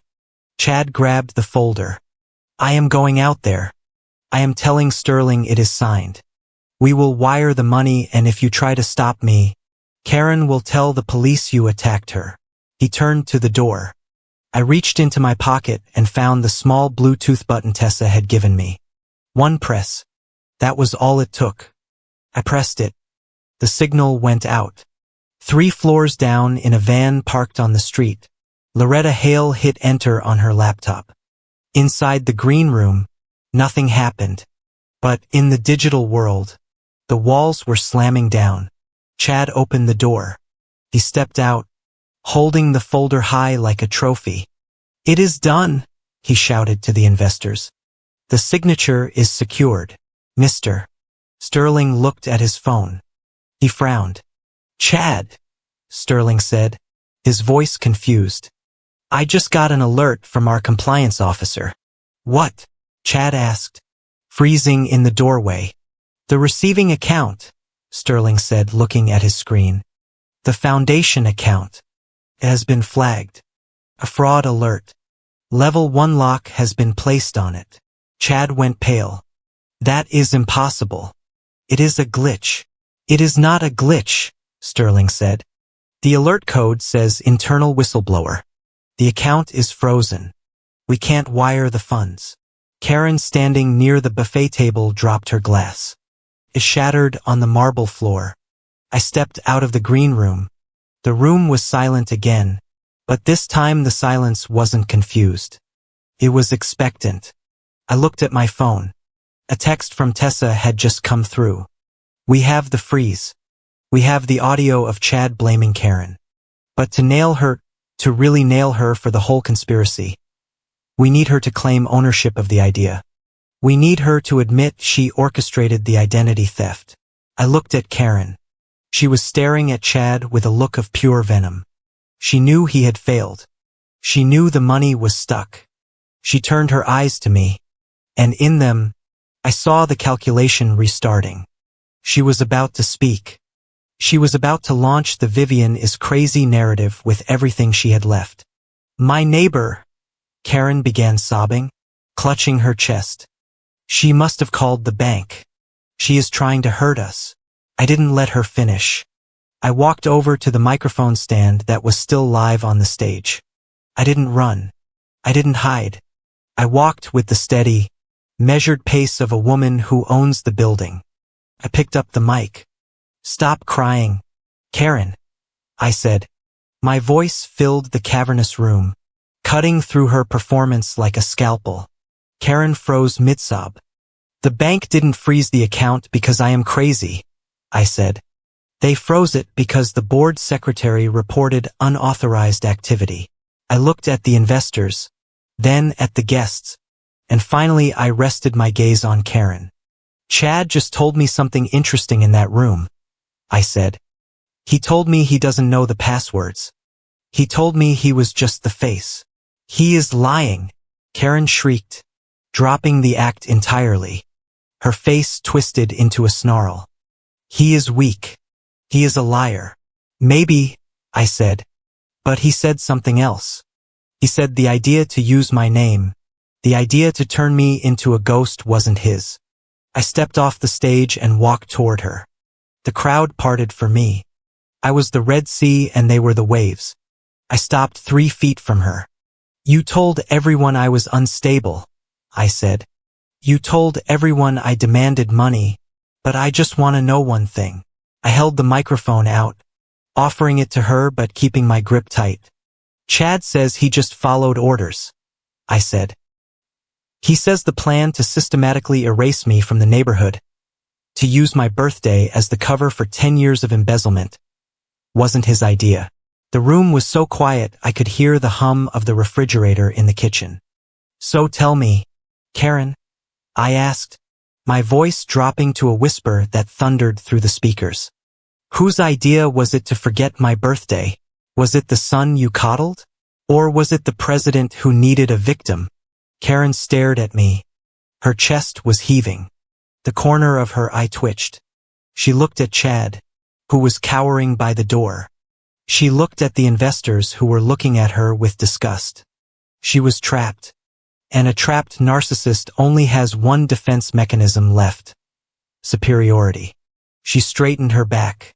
She wiped the fake tears from her face. She looked at me with a cold, sneering pride. He couldn't plan a lunch menu, let alone a community restructuring. Karen spat out. The mic caught every word. Of course it wasn't his idea. He doesn't have the stomach for what is necessary.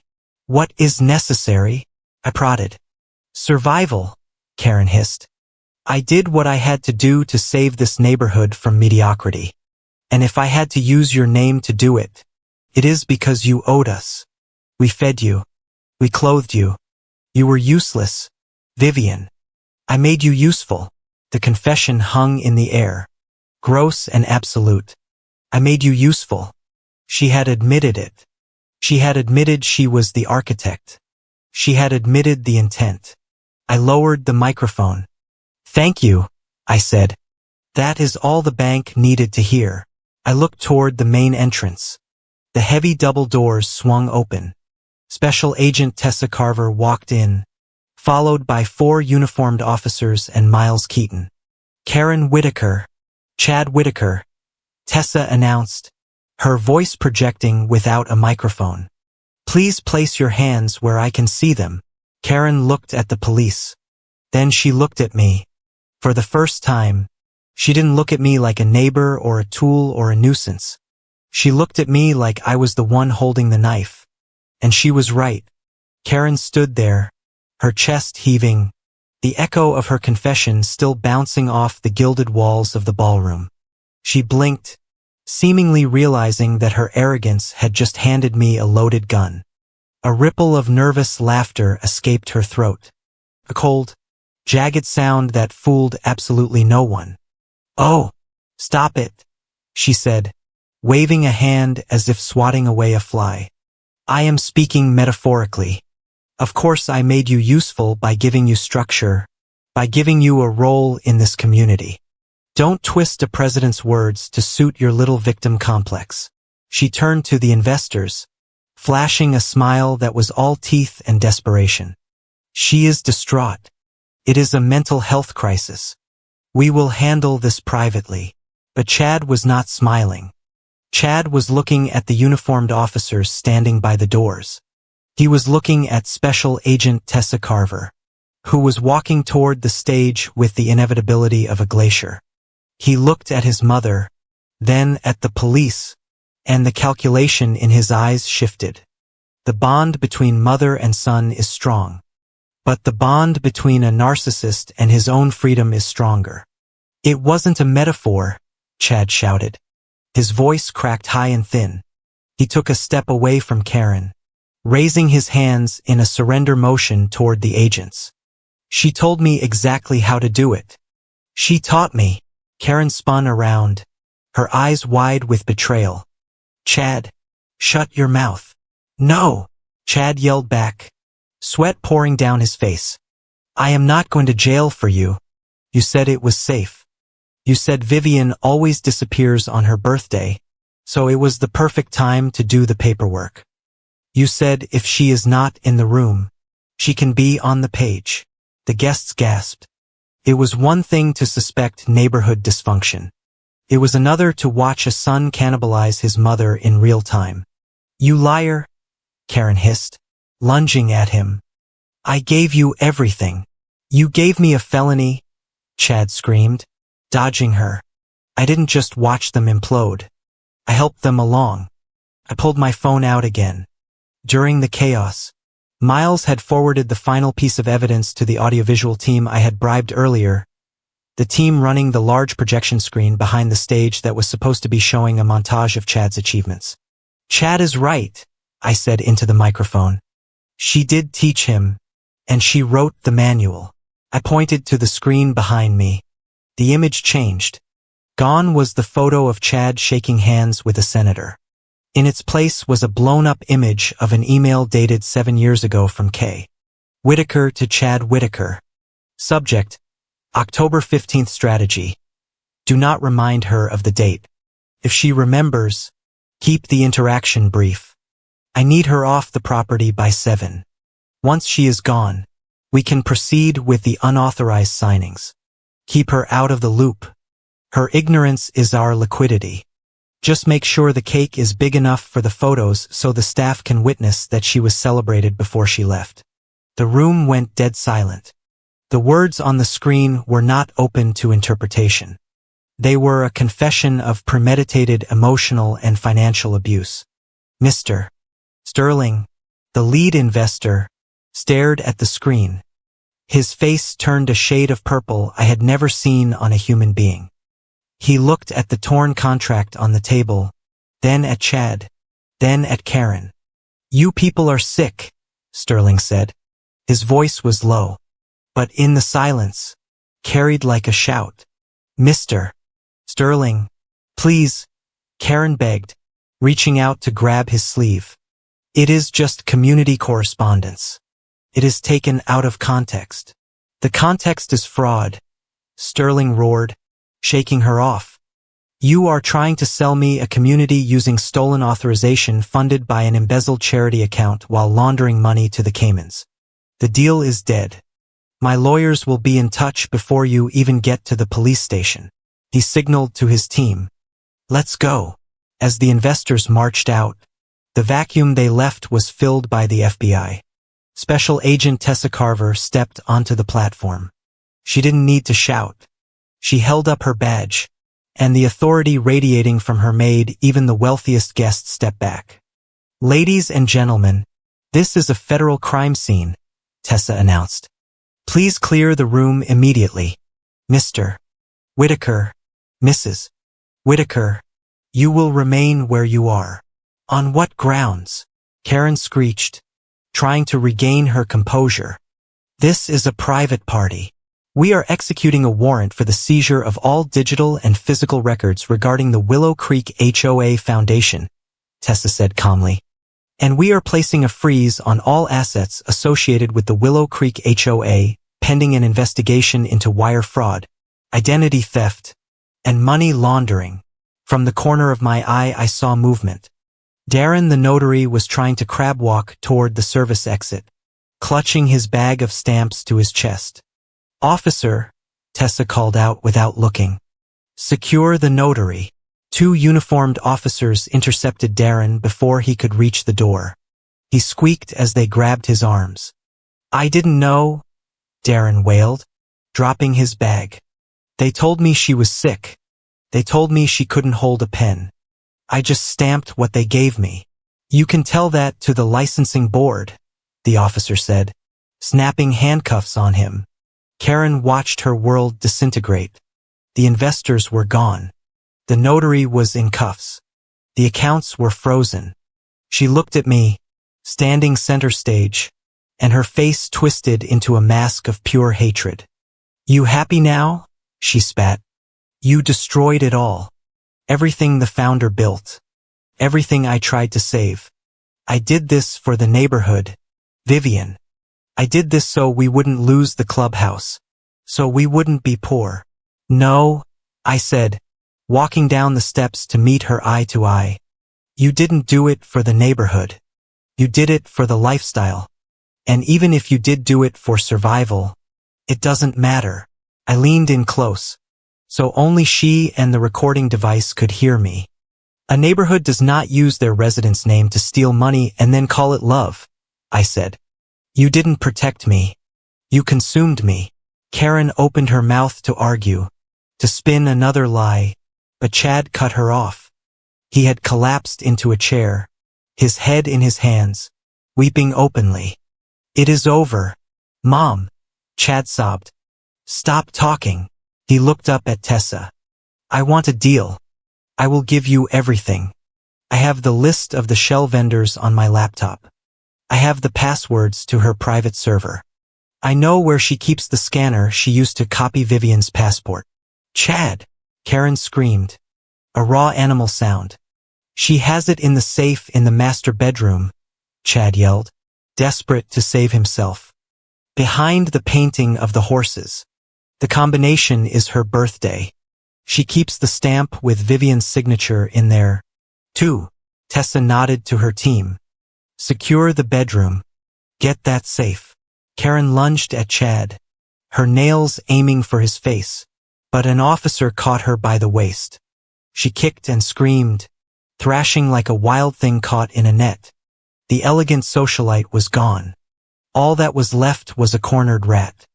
You ungrateful brat, she screamed at Chad. I did everything for you. You made me a criminal. Chad screamed back. I turned away. I couldn't watch them anymore. It wasn't triumph I felt. It was exhaustion.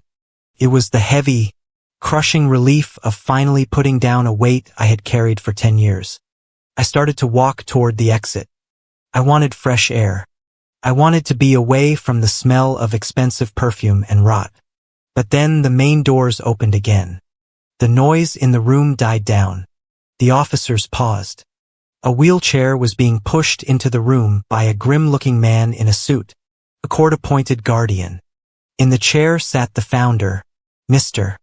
Caldwell. He looked older than he had on the video call. His skin was papery and his left arm was curled against his chest. But his eyes were clear. They were locked on me. Vivian, I whispered. Karen stopped struggling. She stared at her husband with genuine terror. Caldwell, honey, you shouldn't be here. It is too much excitement. The founder ignored her. He ignored Chad. He ignored the police. He gestured with his good hand for the guardian to push him toward me.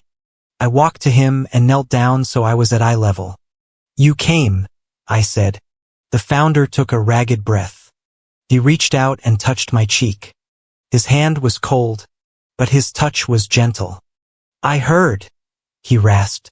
His speech was slow, fighting the damage in his brain. I heard you speak. I stopped them, I said. I didn't sign. Good, he wheezed. Good. He looked over my shoulder at Karen, who was now weeping silently, realizing that her last shield, her husband, was not there to save her. The founder looked at her with a profound sadness. Then he looked back at me. Vivian, he said, his voice gaining a fraction more strength. Sorry. My throat tightened. For what? For leaving you alone, he said. A tear leaked from the corner of his eye and tracked through the wrinkles of his face. I thought money would protect you. I was wrong. He gripped my hand. You strong. Stronger than them. I squeezed his hand back. Thank you. Take it, he whispered. The community. Clean it. I shook my head slowly. No. It is poisoned. Let the creditors have it. Let the lawyers pick it clean. I don't want the legacy. I just want my name back. The founder looked at me for a long moment. Then he nodded. He understood. Vivian, Chad called out from where he was being handcuffed. Vivian, please talk to them. Tell them I was forced. Tell them I am your neighbor. I stood up. I looked at Chad, the boy who had everything and threw it away because he was too afraid to work for it. I have no neighbor, I said calmly. I have a co-conspirator who turned state's evidence. I turned to Tessa. Do you need anything else from me tonight? Agent Carver shook her head. She looked at me with respect. We have the audio. We have the confession. We have the witnesses. Go home, Ms. Hayes. We will call you for the formal deposition. Thank you, I said. I walked past Karen. She didn't look at me. She was staring at the floor, muttering to herself, trying to construct a new reality where she was still the victim. I walked out of the ballroom, down the hall of mirrors, and out the front door. The night air was cool and sweet. The humidity had broken. The sky was clear, filled with stars that didn't care about money or status or Whitaker legacies. I walked to my car, my old reliable sedan with the squeaky brakes. It looked beautiful to me. It was the only thing I owned that no one had tried to steal. I sat in the driver's seat and closed the door. The silence was absolute. No screaming, no accusations, no fake violin music.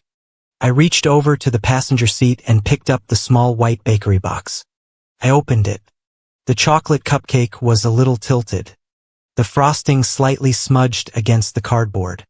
I took the single candle I had bought and stuck it into the center of the cake. I didn't have a lighter, so I used the car's cigarette lighter, pressing it in until it popped, then touching the glowing coil to the wick. The tiny flame flared up, casting a warm orange glow in the dark car. I watched it dance. For 10 years, I had waited for them to celebrate me. I had waited for them to acknowledge that I existed. I had let my happiness depend on their validation. But tonight, I had learned the most important lesson of my life. You don't wait for someone else to light the candle. You light it yourself. I looked at my reflection in the dark window. I saw a woman who had walked into a fire and come out carrying the water. I saw a woman who was free. I took a deep breath. Happy birthday, Vivian, I whispered. I blew out the candle. Smoke curled up in the darkness, smelling of wax and victory. I started the engine, put the car in reverse, and drove down the long winding driveway, leaving the flashing lights of the police cars behind me. I didn't look back. I had a whole new year to start living.